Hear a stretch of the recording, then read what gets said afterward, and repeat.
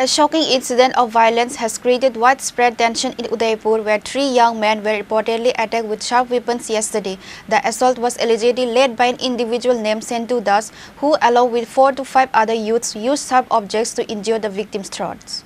The injured individuals are currently receiving medical treatment at the Gomti District Hospital. Their identities and current condition were not immediately disclosed. Though the seriousness of the attack has caused significant concern in the locality. Following the incident, the father of one of the injured youths, Sonoman Das, lodged a formal complaint against Sentu Das at the Arkepur police station in Udaipur. Police are expected to launch a thorough investigation into the matter based on the complaint. The attack has highlighted concerns over public safety, particularly given the brazen nature of the assault in the area.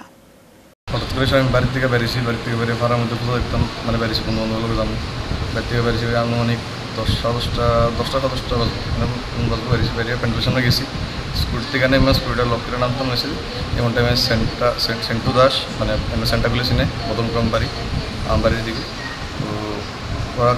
কিতাব করতে শুরু করে অনেক influencer করছেন ওর লোক আরও আসল ফরঞ্জিত শাহ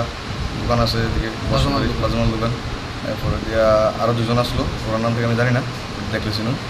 তারা কিতা করছে আমি ছুটতে নামছি তারা আমার করছে এনে স্কুলে তারা করেছে গেলিকা আমি এনে কিতা করি আমি বললাম যে আমার পাড়ার মধ্যে আমি এটা নতুন বিক্রি আইব তোমরা পাড়া তোমরা খাও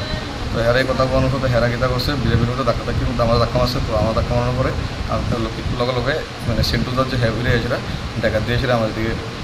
গালটার মধ্যে দিয়ে দিয়েছে তো গালের থেকে একদম পুরা আমার কাছে মানে ওইটার মানে একটা ফটো আছে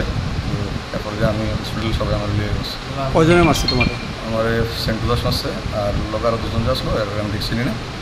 Authorities are likely attempting to locate and apprehend the primary accused Sentu Das and his accomplices. Pure Report, Chinikhora.